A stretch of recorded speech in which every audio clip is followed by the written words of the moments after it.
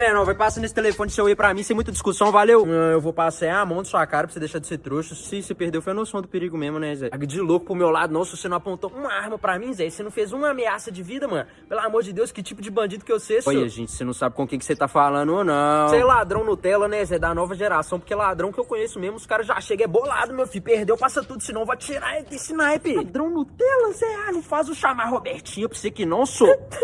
Roberto...